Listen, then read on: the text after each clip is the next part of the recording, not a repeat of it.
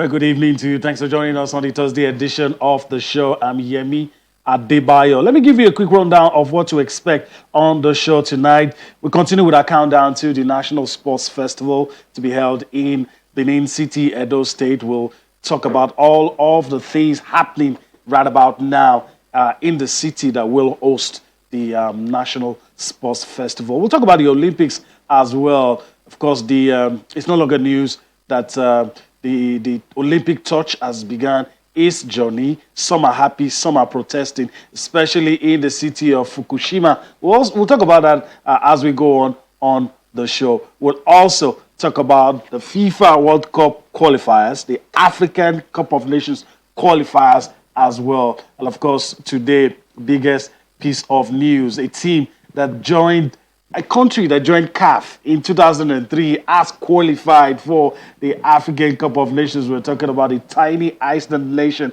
of Comoros. We'll also talk about them. They qualified in a group that had Kenya, that had Egypt, and they still found a way to qualify. What a feat, that tiny nation.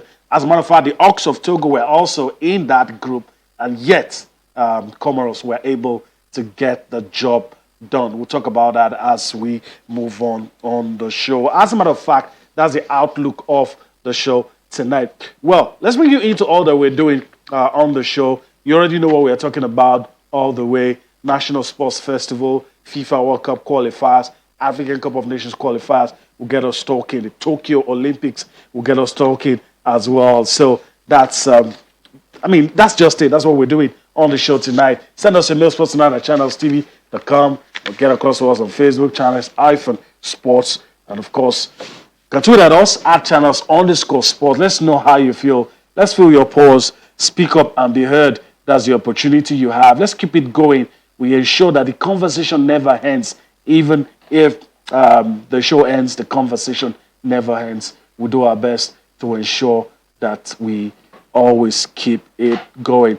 Let me introduce my partner to you. We're going to start this cruise together, and hopefully we're going to land the ship safely when we get to our destination. All right, Bolu Omoni joins me this Thursday evening.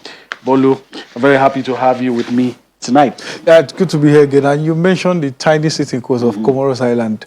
While some persons are still struggling to qualify, they're already there and in a group with a game to spare. And interesting, they have the same points with Egypt.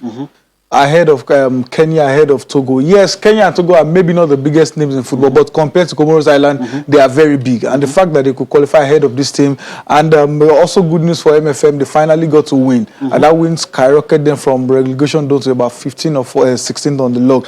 Then again, Super Eagles, the frenzy, the everything. But Roth says one thing that is important, that they've learned from the errors of Sierra Leone. And yes, they've not played here, but from their prep this time around, you'll probably notice the last time, all their trainings were majorly jamboree, from sport minister to everyone training with them. But this time, after having 2 open sessions, they had to go behind closed door to do some tactical. This is what we want to see. And hopefully they'll replicate the same form in training as on the field. And the frenzy with the governor, I think that's welcoming sort of so many criticisms, but we see it everywhere. The state hosting and this and that. I just hope they get to the games, win. But I told some guys earlier today that if you saw our first leg against Benin Republic, you wouldn't underrate those guys. You wouldn't.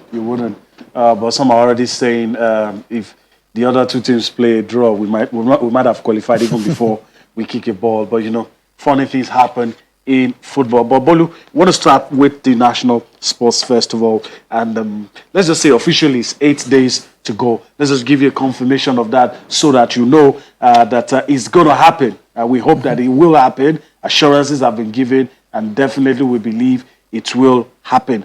8 days to the National Sports Festival to be held in Benin City. That's in Edo State. And I'm very sure you're going to see the confirmation on the screen shortly. But Bolu, it's upon us now. And like they say, no hiding place. Hopefully there won't be any last minute issue that will truncate this. First off, I pity the track and field athletes. after a long time without competition, nothing. Now they have more than enough competition at hand. They have 3 events, I think, for next month: the Sport Festival, the Making of Champions Grand Prix. Then I think there's another one in Port Harcourt.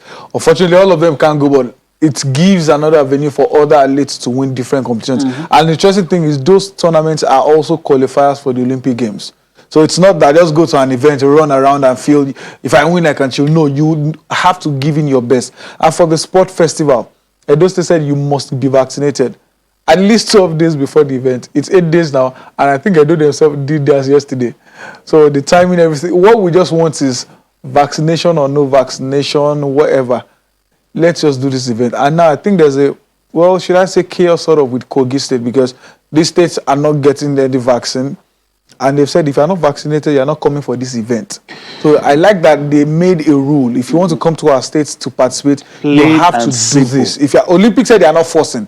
Only IOC advised, but they are saying you must. And you have to, if you want to go there to compete, you have to, and well, there's nothing like independent nation here. If you're not representing your state, come back in 2 years for another competition. So that's it. All right, so let's take a look at a report put together on the National Sports Festival happenings in Edo State. Let's just take a look at that report. We'll come back for more sports tonight.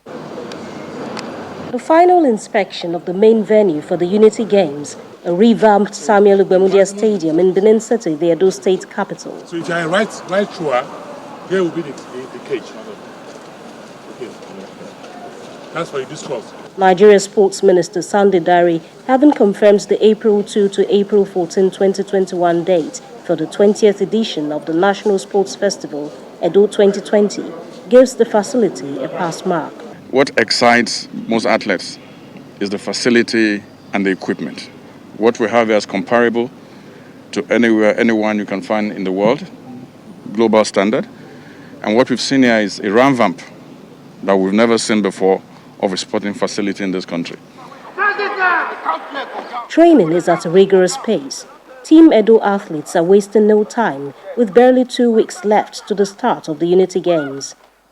If this one is here, there's a possibility the other... Maria Osifo is not only a household name in these parts, but a global personality in sports, being a veteran of 2 Olympiads, Los Angeles 1984 and Seoul in 1988. On this ground, in the 1981 edition of the Games hosted by the defunct Bendel State, she swept 4 gold medals.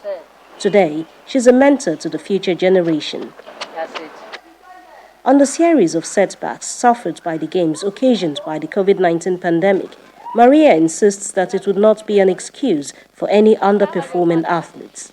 Athletes are being paid to do their job, and they have no excuse come the festival that they will not perform well. And as a result, they have been ready, especially those who want to win medal, because they know at the end of the day there will be an award.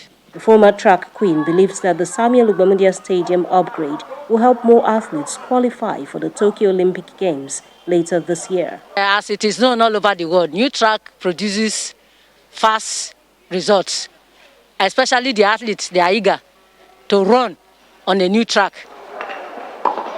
Probably not a glamour event in Nigerian sports, wheelchair tennis is making only its 2nd appearance at the National Festival. Rita Peters is confident this group will make Edo State proud. It was introduced in Abuja Festival, so this one will be the 2nd festival for long tennis, wheelchair tennis. Edo won the gold medal there. We will still win the game. It's first, gold all the way. Edo is sending out a strong delegation of 689 athletes for the 37 sporting events scheduled for the Unity Games. Just like in 81, 02 and now 2021, Team Edo will be gunning for gold.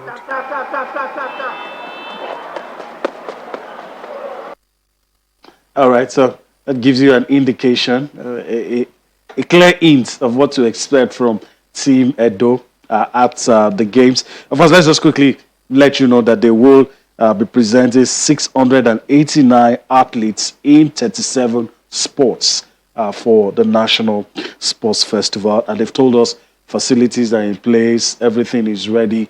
So fingers crossed, we'll see what's going to happen.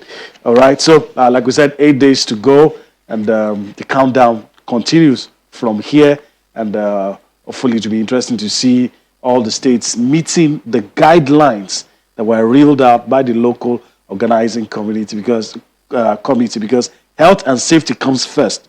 We want to see the games. Health and safety, very, very important.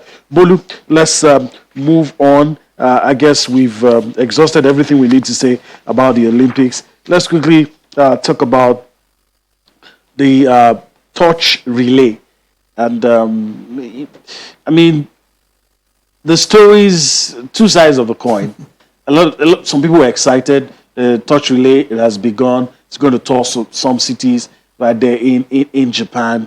But there are also protests. The protests too also got the headlines, and I'm very happy that this happened. I mean, very, very important that we have just 119 days before the multi-sport event starts. So the torch relay been going around, but also the protest too. It must feature, and you see people in Fukushima saying, "Look, we are still having issues with radiation and all those." Some of them carrying placards, but that does not diminish in any way what you are saying. That symbolizes when this happens, you know the game's not far away. Well, this one of the, yes, it's not part of the event like the competition proper, but when the torch relay starts, you know there's hope. Yes. Now we have to take something extraordinary to cancel the Olympic Games. If the torch relay starts, they are going around everywhere from one point to another, from one Olympian to another, the great Olympians, the current one. It goes around the country, the city, everywhere. Now we have hope that the Olympic Games will happen this year. I think to an extent, I understand the criticism that we are still suffering from this. We just survived COVID-19 to a level, radiation, this and that. But so long they are promising safety, now there are still talks of there will likely be no fans for the Olympic Games. It means if there will be no fans, at least to a level we are safe. All many of us just want is, let these games happen. Football is back, tennis is back, boxing is back, basketball is back, UFC, wrestling, everything is back. Then why not the Olympic Games? I understand that the difference is you are bringing people from all over the world to camp in one place. But the truth is, so long they will follow the necessary... I think there was a time we were reading punishment or sanctions for people that will flout the COVID-19 rules. So if these things are in place, I think to a level, maybe the people or citizens of Tokyo should, again, look up and calm down small. We all want to enjoy the Olympics. Yeah. I'm sure at the end of everything, because if they cancel again this time, they've lost a lot of money already for canceling last year. If they cancel again this year, I think it's gone. Yeah, it is. So they just have to find a way to let the events go on. All right, so we'll see what happens. But like Bolu said, once you see this, you know that it's going to happen. Spectators will be barred from the Olympics. That has been decided already. But, you know, like I said, I'm just factoring in what the guys at Fukushima are saying in spite of all that, they just don't want the Olympics. But I guess the people that want the Olympics, their voices are louder than the ones that say we don't want to see anybody in Japan. All right, so let's still talking about the Olympics, but let's leave the host. Let's talk about Nigeria. Nigeria announcing the first, a very strong team for the Olympic qualifiers. That's in wrestling. And of course, wrestling, another sport that a lot of people are thinking, especially with the ladies, that we might just grab some medals. I don't know the color, but we might grab some. Well, with the way Nigeria, with our last outing, if there's a medal for first place, we won't mind this time around. Just get the medals. We can almost beat our chest that for the Paralympics, there will definitely be medals from them. But for the Olympic Games, if there's a team or a sport that we can get medals from, I think wrestling could be part of it, especially the likes of Odon Adekuru and Blessing Obro. They are the best in the world in their categories. Not best in Nigeria, not best in Africa. They are the best in the world in their categories. As good as it gets. Yeah, and maybe it's still, when they say what, it means every human being competing for wrestling, in the categories those girls are competing, they are the best. It means no matter how poor they turn out, bad as bad, they will still win something. And get a medal. The Wrestling Federation are probably one of, if not the most matured federation we have in Nigeria. They are one of them. Probably because their president was an athlete. He understands the game. He understands the politics to a level. Sometimes everyone have money issues, but when they do, they still go on with their planning. They still go on with their events. And over time, they find ways to sort the money. I think Igali is doing a great job with the Wrestling Federation. And now there's another chance. So I think they can send up to 10 athletes to the Olympic Games. I want all 10. How well they do. Yeah, I want all 10 to qualify. The more, the merrier.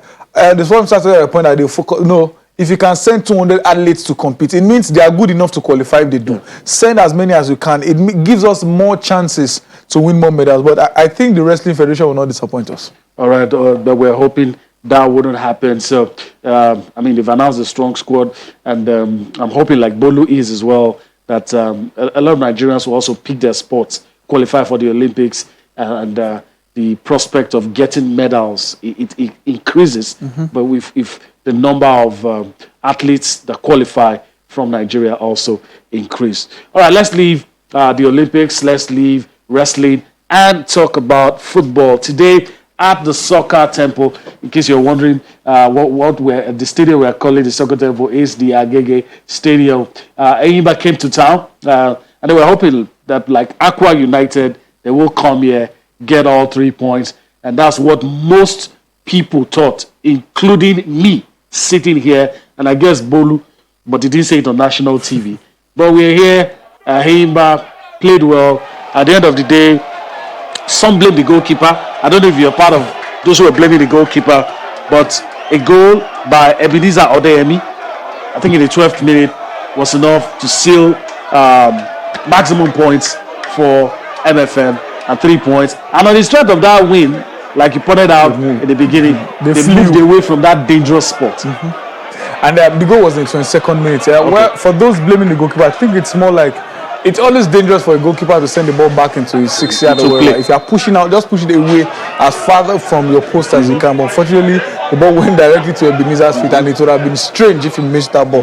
And for MFM, in the last few games, home or away, they found it difficult to win games. Like you rightly said, the last time Aqua came here, they also defeated. And with the form Enyimba coming from CAF and everything, I think they played at Agege Stadium on Monday as well with Sunshine Stars. So you believe they should pick at least a draw. But MFM, they got that goal and just went back to the set button. Just went back, defended with their life. Enyimba played everything. They sent in all the balls. But there's no excuse for because Anaye is not there. Enyimba have more than enough firepower. They sent in every possible thing they could. But unfortunately, they couldn't score. And the unfortunately is for them. Because fortunately for MFM, like you already said, they moved from relegation zone. Now they are 14th on the log. I think they were 18th before. They've moved. It shows the importance of winning at just win. To survive in the PFL, win your home games and try as much as you can get things on the road. Pick points away from home. All right. So let's take some reaction. We'll start with MFM and also from Enyimba. We'll take some reactions. Of course, we've already told you that the game ended 1-0 in favor of the Lagos side, MFM. So let's take reactions, the comments of the coaches immediately after the game. I'm so very happy, exciting, seeing my boys floating, playing the game as we discussed, and I think we deserve the winning because we have so much work, very hard. Because we know we are playing the championship, we are playing continental team, which we know that they are very good side. But at least we went to our board and decide what they are going to do, and I think our boys come out flaming, not coming to defend, and we come out together and go earlier, and we get the game. Most of them, I see that some of them seems they don't want to play. That is why I'll be giving it a lot of chance, and we have a lot of players that need to play. So in my training, I look at someone that is coming up, then I have to bench many people that don't want to play. So that is why you see the changes. After the game, I think a day to this match, I have to sleep with my players. I sleep with them, we sleep together and discuss that this is like a cup final. And we have to give it all. We have nothing to lose than to win this game. All right, Lalekon Gabriel, telling us some of the things he did to ensure that his boys won that game. I talked about how impressed he was with his boys, putting the passes together and defending as if their lives depended on it, and he ensured they got maximum points. We need to go on a break right about now. When we come back, we'll take reactions from the Enyimba camp, and of course, we'll go straight into the AFCON qualifiers, and also at some point, we'll talk about the FIFA World Cup qualifiers in Europe as well.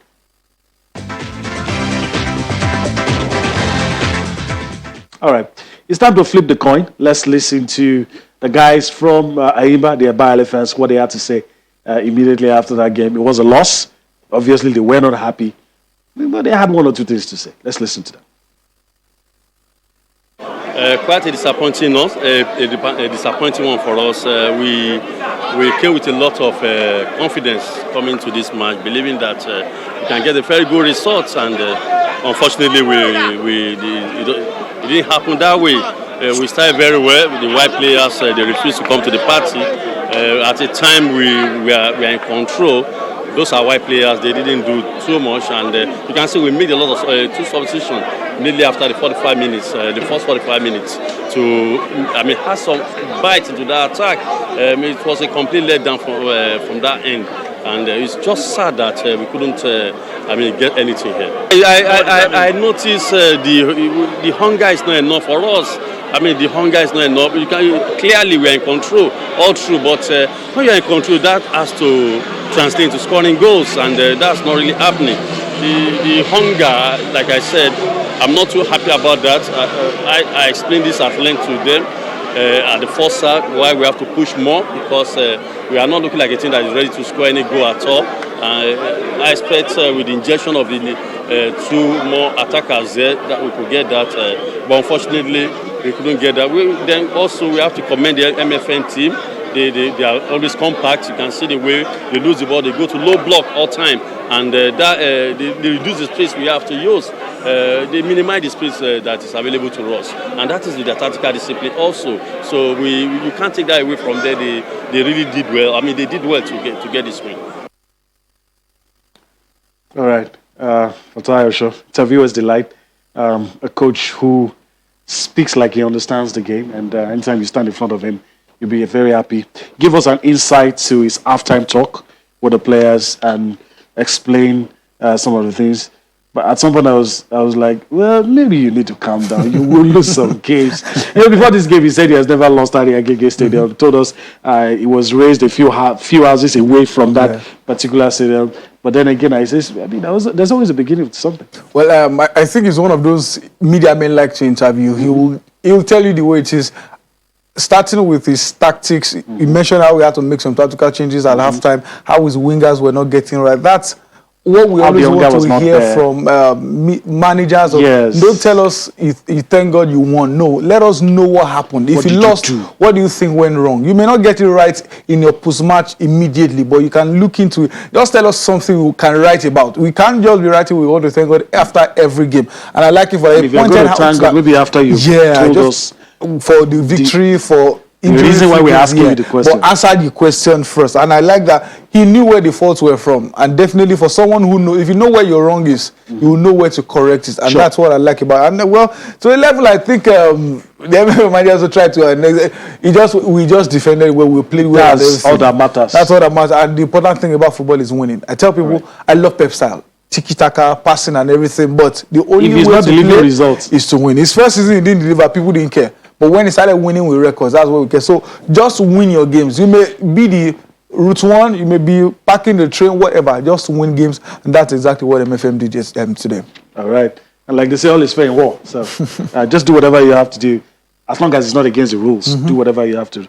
All right, let's talk about AFCON qualifiers. But we have to start from home. Let's talk about the Super Eagles of Nigeria. Yesterday, news filtered in that the Lagos State Governor Babajide Sanwo-Olu was going to meet with the players and officials of the Super Eagles. And he did. It happened. And pictures you're seeing right there. Everybody excited that the Eagles are back, after over a decade. And, it's interesting that we're having this. Some of us have fond memories of games played in Lagos. I think even from the start, I think it's over 20 years, we had a competitive game. Because even the game we're referring to was a friendly. And the governor, very happy that this happened. Football is big, Bolu. And we all admit that it's big and it brings us all together. It's one of the things the governor said when we talk about sports, football, even in wars, everything, when it's time to play football, everyone settles down for a minute. And none of these players now were professional players when Super Eagles played last in Lagos. Some of them were probably under 10. That's talking about the Chukwuezes, the Osimhen, all of them were under 5. Because many of them, majority of Osimhen, Chukwueze, Ndidi, Iheanacho are under 25 years. So it means all of them were like 2-3 years. They may not understand the fan base, the love in Lagos, but when you hear stories, at least what you didn't see, if you hear about it, you'll be anticipating, okay, let me feel this thing. And it's good the way the governor welcomed them, and I love the gesture from the team as well. They all gave the governor a signed shirt from all of them. Now the preparation is going well. I hope, and I think Enoro said the same thing, we hope the only way we can pay you back for hosting us, welcoming us to Lagos. He said even the hotel they are in, sometimes the hotels they get to another city, they have to move to a place to do like the treadmill, the basic gym training. But here they don't have to go anywhere. They have everything inside the hotel. So it saves them a bit of stress. And he says the best way he believes they can repay is to pick all 3 points in Benin Republic and come to Teslim Balogun and still pick all 3 points. Yeah, and entertain the crowd. Thinking, of course, if they've beaten Benin, it's going to be a formality. Let's listen to the players, talk about the game, how crucial the game is, and of course, just to let everyone know they're ready for the game against Benin Republic. It won't be an easy game, just like as Vole has been saying. No team is easy in Africa. We can see we got upset by Sierra Leone in the previous game. But I think for now we've learned from our mistakes and the boys are ready. So I think we are good to go. I'm happy to be here. I'm happy to be with my teammate. Sinama is happy to be in the camp. So we are all ready. We're all working really hard to make sure that we win the games. So it's not going to be easy. But I'm not promising anything, but I have this, I strongly believe that we're going to come out victorious in those games. And me personally, I'm going to do my best to make sure that we win. You know, from the previous game, it wasn't our best of games, so it's something that we've learned. We learned so much of it. So we know what we have to do in these games. So I think it is one of those games that we have to actually give our everything because of the expectation, you know, after not doing so well, you know, in the last games. And I think it's those games, it's this kind of game that we actually just like redeem our image or something like that. So we're really looking forward to the game, and we'll try and do our best and see what comes out of it. So it's very special for me to be back here as a coach. I've been as a player, but more so for the players that haven't played in Lagos. I've told them the story, the history of Lagos, how the expectations are, how they love football, and how we have to live to the hype of it. So they're excited as well. They've seen the facility. We are very happy about it, and we must thank the governor of Lagos State for making this happen. All right, so listen to the players. Victor Osimhen, Kelechi Iheanacho, of course, the Leicester City, the Wilfred Ndidi, Leicester City midfielder, and of course, the assistant coach, Joseph Yobo, says he's told them stories about Lagos. All right, so this is hoping that they'll get the job done and, of course, qualify with a game to spare. And, I mean, I just want to say this quickly because we have to talk about other things. Personally, I'd love to see the home-based players, the Adeles, John Nobles, Iwala, and I think that can happen if they get a job done against Benin Republic in Port Novo. Just get that job done, and of course, you know, when we come to Lagos, we're coasting. Those guys can really get one cap to their name. Well, I've said it everywhere I've been that I'll be surprised if any of them get a minute. Because knowing in a row, ideally they should. We played 4 games, 2 friendlies and 2 qualifiers. We had 5 goalkeepers. And General stuck to 1 for all the games. And now we are said it publicly that this is my first choice. It means it's almost impossible to see John Noble. Why? Because if Okoye doesn't play, Uzo is still there. And for Manayo Iwala, he replaced Sadiq Umar. Sadiq Umar is getting his first call up to the senior team. It means there's a certain Onacho who has scored 27 goals. There's Iheanacho who is in the form of his life. And there's Victor Osimhen who is getting his first choice top 9. And in defense, since AFCON, Omeru has not started any game for Super Eagles. And his replacement is likely not going to play because there's the Oyinbo wall, like they say, Trust, and they are the first options. Awazim is also there. Shimi Ajayi is also there. So those are 4 guys that you will always expect to play. I'll be surprised if any of them get a minute. And like Riley said, ideally, if you've qualified already, you can just come and maybe have fun, play with some of them. Let them have that experience. And in their, I think, first training at the Teslim Balogun Stadium, Anayo was just standing alone. He was not. And I like what Roddy, you had to go to him, bring him to the team. You are part of. That's what I feel a captain could have done as well. Yeah. If you're a team and you see someone standing and the fact that it's even a non-playing captain, you could have just gone to, if you are part of the team, bring everyone together. So it will be interesting to see them play. But again, remember, if they qualify already, they will want to enjoy the game in Lagos, which makes it maybe even more difficult for those guys to play. With the mindset of if you play and lose, the excuse will be to do that. But whatever happens, I would love to see Rod tweak his team. Yeah. Osimhen will play, we know. But why not play maybe Osimhen and Onacho front, then Iheanacho behind them? Then have guys on the wings. If Rod likes wingers, so play like if you are going for a normal 4-3-3, let it be 2 and 1. Iheanacho enjoys playing behind the striker. So if you have Onacho who is brilliant with the hold-up play, he can bring in almost, he can win almost any ball you send because he's literally the tallest man in the 2 games. Osimhen is fast, he can score goals, put the ball down for man, have Iheanacho on his good day. He's probably the most skillful man up front on his good day, but people complain about laziness and all, but he looked to have picked himself up 7 goals in his last 4 games. It's almost impossible to bench someone like that in the national. Why not play 3 of them? Bombard Benin Republic, and of course our midfield, Etebo is there, Arebo is there, and Ndidi. Those guys are good enough to show off any attack, probably to make the defense feel relaxed. So let's see, Guerrero. Don't give them what they expect from you. They will be and Samuel Chukwueze. No, change the team. Let them feel like, let them decide to play their non-playing captain as well. That's a senior. Give the coach a big headache. But whatever happens, we just have to qualify. We just have to qualify. We just have to win. That's all. Do whatever you have to do, and let's win. Let's talk about biggest piece of news today. A lot of people still, still surprised. Tiny Iceland nation of Comoros have qualified for the African Cup of Nations. And I say again, they joined CAF in 2003. And they qualified in a group, with Kenya, with Togo, and the Pharaohs. They even qualified before the Pharaohs. And they have the same points with them now. That's interesting. And now when you see the judge, you would automatically take Egypt. Egypt have qualified there. You start thinking, who else is joining Egypt? But I doubt any pundit will call it. Even they themselves will not call their names to qualify. I'm sure they just say, let's give our best if we can qualify. But now they move, like Riley said, they even qualify without, before Egypt, with a game to spare. Cameroon qualified with 2 games to spare. Nobody's killing anyone. Nobody's celebrating. They're only celebrating qualify. But you have to celebrate Comoros Island. If there's a story, you have to call them probably moment of the week or best of the rest. It has to be the Comoros Island. They did impossible. It's like, it reminds you of Cape Verde. Similar, yeah, Cape Verde. Cape Verde, interesting, they are bottom of the table, but if they win tomorrow, or is it today? If they win tomorrow, they can go. They will still remain bottom, but they have a better chance to qualify. Again, no minnows in African football. Comoros Island story makes you remember Iceland. Yeah. When against all the odds they qualify for the Euros, and suddenly they move from. You said something. I don't want to let it pass because it's usually the discussion when things like this happen. Now, is it that there are no minnows in African football?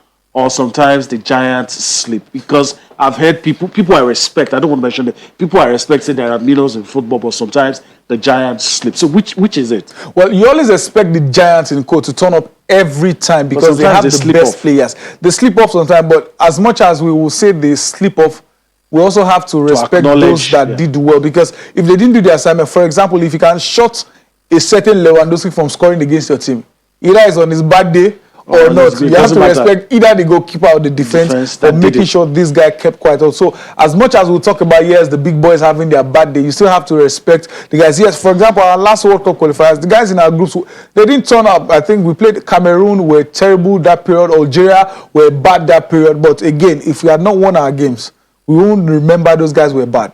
So it's a two-way thing. No matter how sleepy the Giants are, you still have to respect the less opponent. And again, brings it back to football. Football can hit you really hard. Look at, I told you that every Dutchman now that wants a turkey, the turkey's name has to be Yilmaz. Why? Because certain Yilmaz scored a hat-trick against them. And moving on to Portugal, struggling and everything. It means if you sleep off as the Giants, thinking no matter what, you can walk over the opponent, you will really be surprised. All right. You just see David on top of you, just like it was on top of Goliath. Okay, let's talk about results for today. I'll just give you a confirmation of the amazing feats achieved by the Comoros Islands. Let's look at today's results in the AFCON qualifiers. When we're through with that, we'll show you the list of teams that have qualified already. We'll also look at matches to be played tomorrow. South Africa and Ghana played a draw. As a matter of fact, South Africa fought back to draw level with Ghana. Ghana have qualified already in their group. Gabon beat DR Congo. DR Congo eliminated Gabon, have qualified. Gambia as well, they're through to the competition. They defeated Angola. Comoros played a draw with Togo, but that was what they needed, just a point. A point ensures that they qualify. It's yet to be decided who's going to top the group, but it doesn't matter.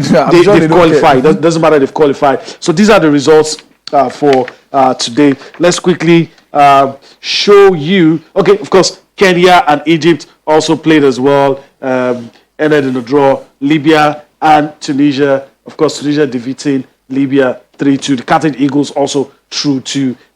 There's some results we need to quickly. Okay, well, tomorrow's matches. Burundi will take on Central African Republic. Mauritania will take on Morocco. Cape Verde will take on Cameroon. Swaziland will take on Guinea-Bissau. These are the matches that we played tomorrow. Congo will take on Senegal. They've already qualified. Teranga Lions have already qualified. Niger Republic will take on Ivory Coast. That's Cote d'Ivoire.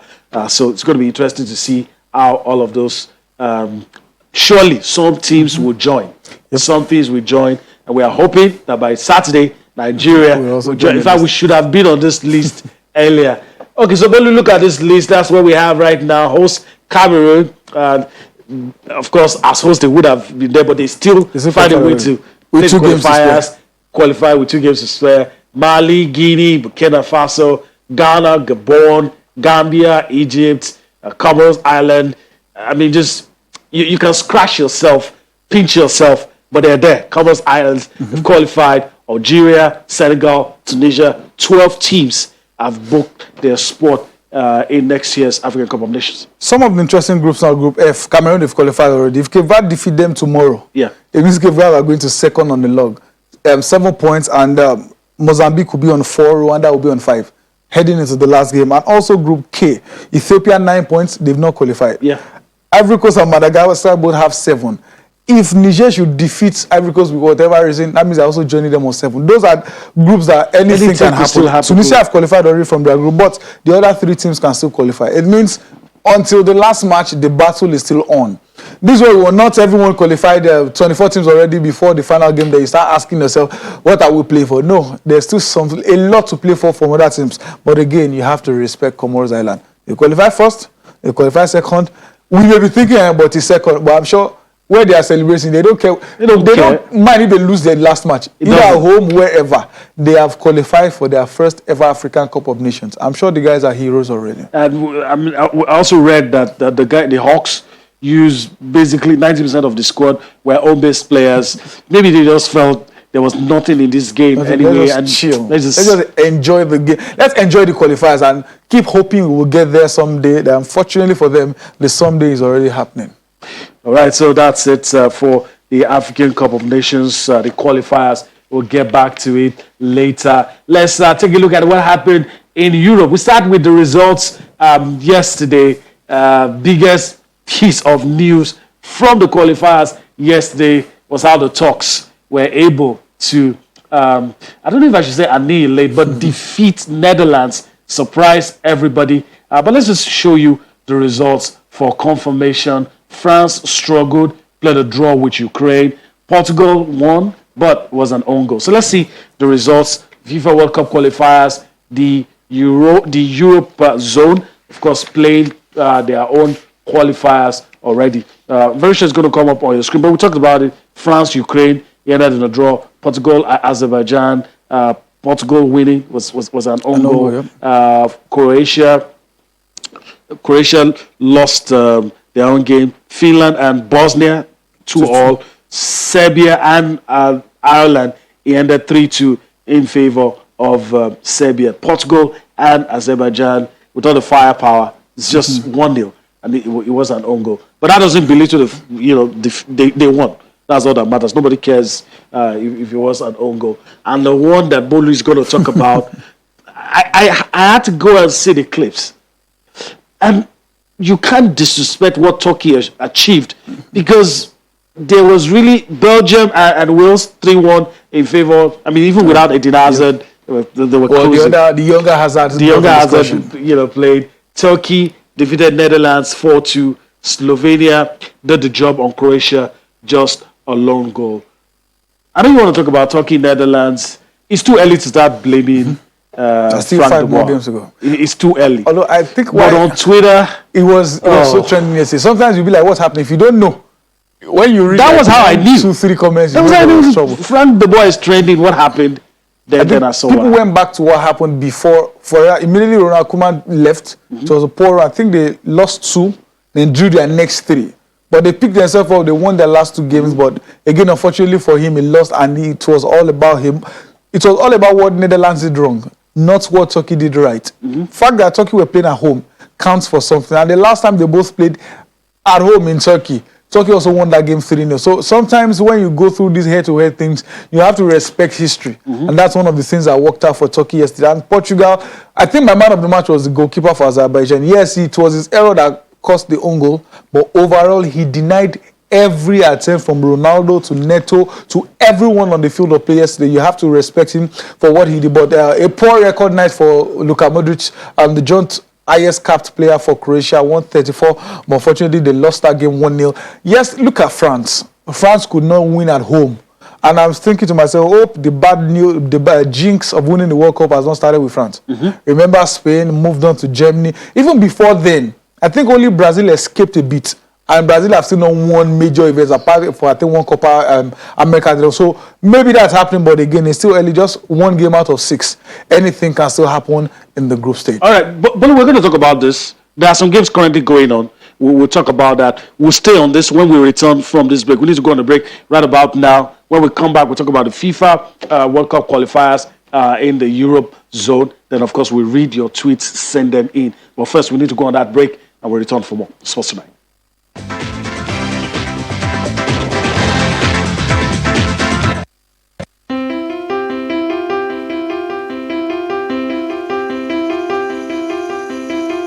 It's about the condition. It's about the cause. The prevention, management, and cure.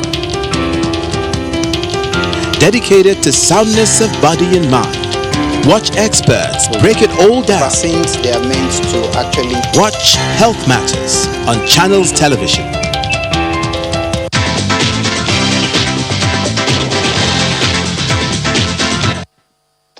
All right. Just a funny one on Frank de Boer. A post-game comments. I don't know who asked him. Then he started talking about Van Dijk. I've spoken to him. And in my mind, I'm like, is it that bad that you have to try and rush somebody back? I mean, that loss was demoralizing. And even his comment here, I spoke to Memphis. Memphis lost the I spoke to Memphis. I spoke to Van Dijk. I'm like, what's going on here? You could lose games. Shouldn't have to get to this. People are giving Van Dijk excuse as easiest. Same thing for Liverpool when they were terrible. And people were, okay, because Van Dijk could not be the one to score goals. If you are, even with Van Dijk, Liverpool considered 7. So Van Dijk can have a bad day. He will always have bad days. They happen. So the excuse of Van Dijk makes no sense. I think he's just trying to shift it. Players will always miss penalties. If he had probably defended better and scored more goals, maybe he would have won the game. I think he should just go back. He should learn from Fatai Osho. Just learn from what happened, accept your loss, think about the next game and move on. They are playing again in a few days. If they lose again, well, I think the placard for Sack De Boer will start flying around. But do you think he has lost his touch? I mean, I have to say, because this was the one that was doing so well with Ajax. Went to a couple of clubs, didn't do well, but you don't suddenly become that bad. Sometimes it's interesting. When it's interesting, it's very good to remain where you are having fun. Moving forward is always important, but sometimes when you look at that forward movement, if you know there's a ditch there, it's just better to stay where you are. Yes, everyone, look at Klopp, for example. Immediately they announced Joachim Low will step down. Klopp said, I'm not going, at least not now. Like, even when he leaves Liverpool, he's going for a break. When you know there's problems, sometimes it's just good to hide here, because Ronald Koeman was bringing the Netherlands national team back up. And suddenly decide to leave and join Barcelona, then you are still shaky, but you are enjoying your time with Ajax, decide to jump on it. Now, everyone believes Netherlands are still the same team they were 20 years ago. So any loss, people start hitting at him. But let's see what happens in his next game. They have to win that game because they will play. If they lose that game, the war will trend again. But I also feel they have a good team. That's why I don't understand a very young team at that. So that's why I really don't understand. But like you said, the next result will tell us. Important. Germany has gone through that. Spain went through. They're gradually coming out of this. Spain as well. And I think if there's a team that can, get out of this, I think England have always been there. All right, let's talk about the games currently going on as we prepare to wrap things up. England in action, a couple of teams in action. So let's just quickly talk about those ones. Maybe we'll start with England. An interesting choice from the coach. Left a lot of guys on the bench. Stones back, Lingard back. Lingard. Into the team. The Burnley goalkeeper, Pope, playing James, Chilwell. Some of the usual suspects, but live results. Bolu, Spain currently leading Greece by a goal. Sweden, maybe the Zlatan effect. We don't know where we see the game, but they're leading by a goal. They're up against Georgia, Bulgaria, trailing Switzerland 1-3 at this moment. The Azuris. I love this team. Very efficient team. They are growing steadily. They don't try to impress steadily, you. They just don't try to. They are currently leading 2-0 against Northern Ireland. So these are the results. Games currently going on. Israel currently trailing Denmark. Braithwaite, I think, scored one of the goals. You also have Scotland and Austria goalless as we speak. England, they know how to qualify. And they know how to beat San Marino. San Marino gets it all the time. 4 games, the last 4 meetings with San Marino, I think they've scored almost 30, no, not almost, over 20 goals. They scored about 24 goals without conceding anything. And now they are 3-0 up. Wow. So I'm not surprised they decided to trick the team because they think it's San Marino. It's San Marino. Everybody come on and play and Hungary enjoy. and Poland. Hungary leading now. Lewandowski received an honor recently, so maybe that will make him fight more. Then Germany leading Iceland 2-0. Well, I just say one or two things before we wrap things up. Where do you think definitely not going to be England, San Marino? Nothing's going to change. England will score more.